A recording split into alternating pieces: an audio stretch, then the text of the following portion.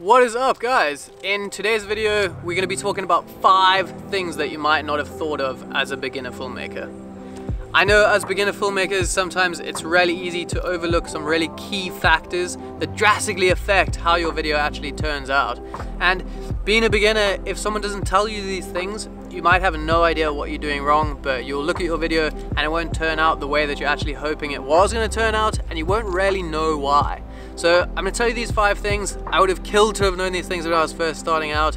I feel like they could have saved me such headaches and huge learning curves. So I want to share these tips with you guys today and hopefully spare you from all of those headaches that I had to go through. So let's get into the first tip. The first tip that we're going to be talking about is called the 70-30 rule. And I can't remember where I heard this rule. I found it online somewhere. I'm not claiming that this is my rule, but I did try to look it up online and I can't find anything about it. It's not my rule, but I don't know where else you're gonna find any information on it. 30-70 rule is basically a bit of a guide so that when you are planning on cutting 2 shots together, it makes sure that those shots are different enough from each other so that it doesn't just look like there's a jump cut between 2 of the same angle at like a later time.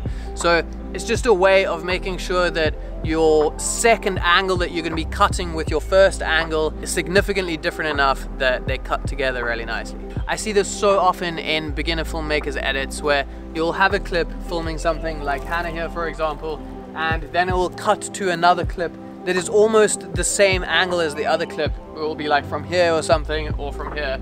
And they don't cut together fluidly. It just looks like a jump. It's like a jump in the frame. It just skips out like some of the middle bit. It doesn't have enough of a change in angle to be like a nice cut between those 2 shots. When you guys are shooting sequences or you have 2 shots in mind that you know that you're gonna be stitching together later on in the edit, basically how it works is the 70 stands for 70 degrees and the 30 stands for 30 millimeters in focal length.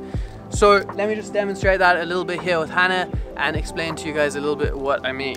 If you were to do something like this and your first shot was right here and I was to like move in a little bit, and then my next shot would be like cut over there, and then my next shot would be something here, and then I cut again and then like inserted one from here.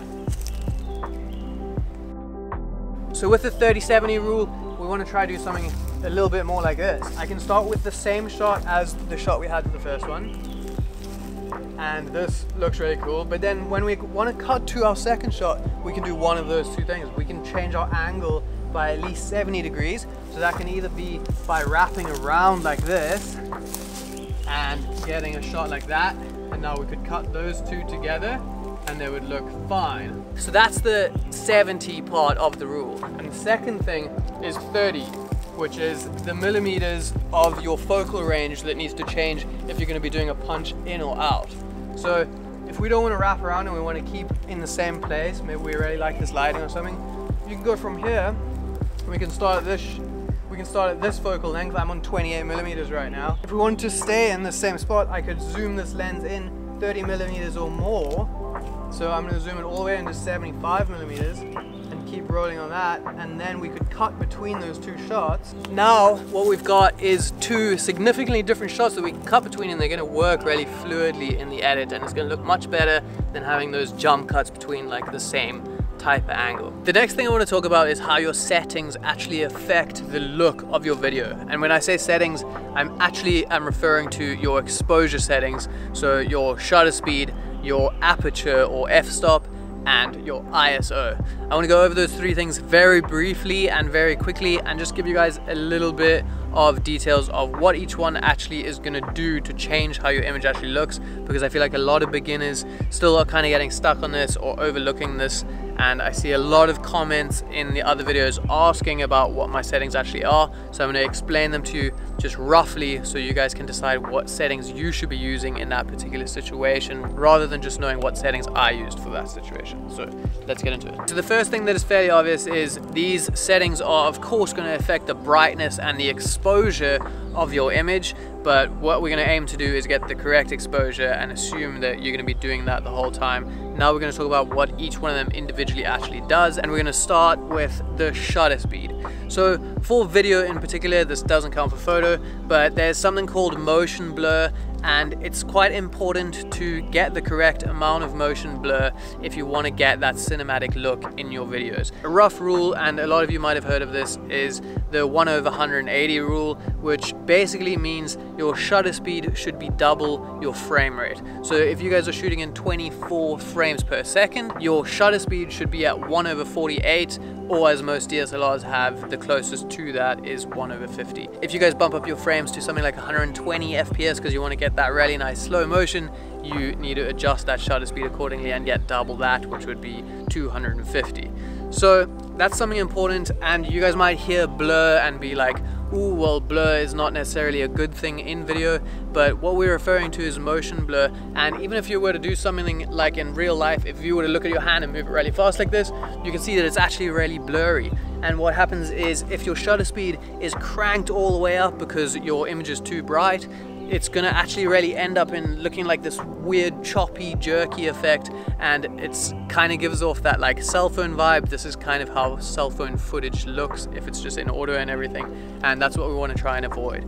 So get that shutter speed right, and that's going to make a huge difference in the way that your footage looks. The next thing that we're going to talk about is your aperture or your f-stop, and this is the setting that's going to allow you guys to get that blurry background that everyone is such a huge fan of. And basically how this works is, the faster your lens, the wider open your aperture can go, the more light is going to get into your sensor, so your exposure is going to be brighter. But at the same time, what this actually going to allow you to do is get more bokeh, or a shallower depth of field, and that's going to allow you to get that nice blurry background. There's a few different things that are going to affect this blurry background.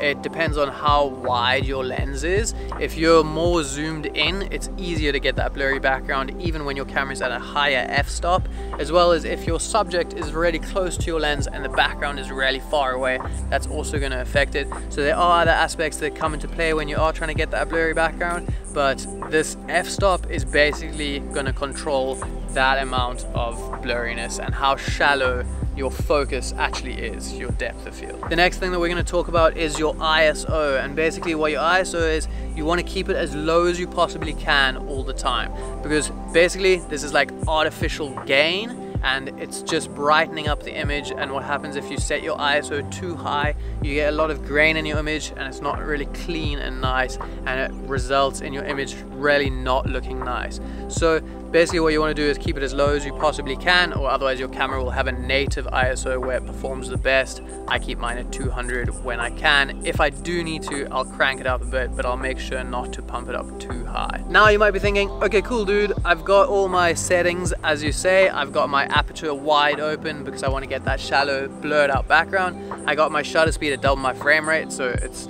not very high, and my ISO is as low as it goes. I can't make it any darker with my ISO, but now my image is way blown out. I'm filming in the middle of the day and my screen is just white. So what you're going to need to do then is get something called an ND filter, or a variable ND, which is this thing I have in front of my camera. I'm sure a lot of you guys know what this is, but basically it's like sunglasses for your camera, and it's a fourth point of controlling the focus. So now that you've set your settings to get your desired look, you can use this ND to make sure you're getting the correct exposure.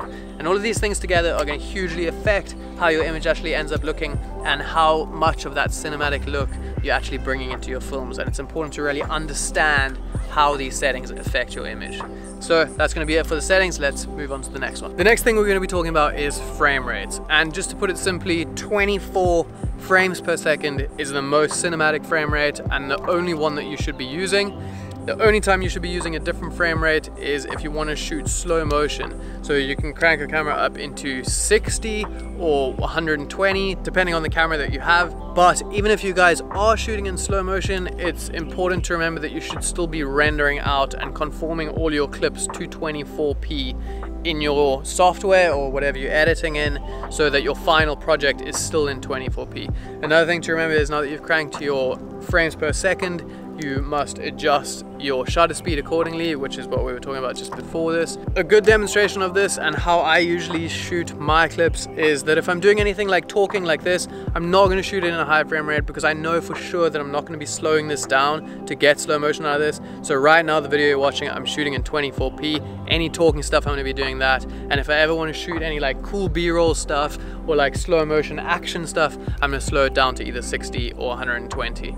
So that's a good way of keeping track of it. B-roll is always cool to get that super slow motion, but otherwise 24p all the way. That's gonna be it for frame rates. Just remember to render out at 24 FPS always. The next thing that I wanted to talk to you about is shooting in a flat picture profile. So a lot of cameras these days will allow you to pick certain picture profiles that lets you get a much flatter image, an image that contains much less contrast and much less saturation.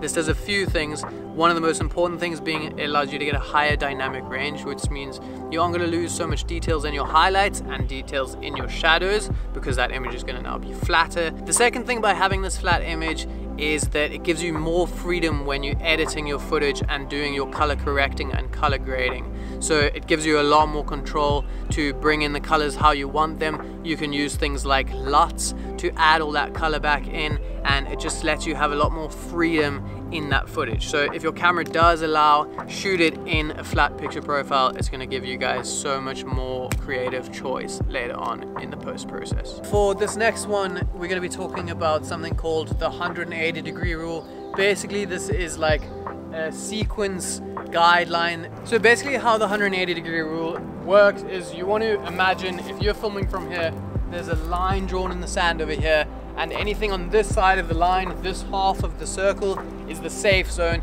and you can work around in this zone as much as you like. But if you cross over this half of a circle, you're going to be on that side, and it's known as a reverse shot, and you shouldn't be doing that unless it's intentionally that you're going to be changing your side, because it can be confusing to the viewer. And I'm going to quickly flip on my camera and give you guys a bit of a demonstration as exactly what I'm talking about. So if I'm on this side, my line of 180 degrees is going to be somewhere around over here, and I need to stay in this side. If I shoot from over here, this is cool. I can move my angle to over here, that's still fine. Or I could move my angle around to this side, that's going to be cool too. We've even got some cool light ray as well. But if I go from this angle over here, and then all of a sudden I cut to this angle over here, that's going to be really jarring and confusing, and something that you shouldn't do when you're filming this type of thing unless you're doing it for a specific reason. Another way to kind of understand how this works is if you are filming from here, when you change your angle to your next angle, you shouldn't be looking at your camera where it would have been in the previous angle. You shouldn't be able to see it. So you can move this around. Your 180 degrees of area that you should be using can move with you. So I could get a shot from here, and then my next shot could be here, and then I can have a new area and I can move around. But when you're cutting between two shots, you shouldn't be able to see your camera where it was in the previous shot before. That's gonna be it for this one, guys. I hope you enjoyed these tips. They may all seem like kind of small and insignificant things, but when you add all these together, they actually make the hugest difference in how your video turns out looking. Apply these things next time you guys are shooting, and hopefully you can avoid some of the headaches that I had. That's gonna be it for this one, guys. I will see you in next week's video.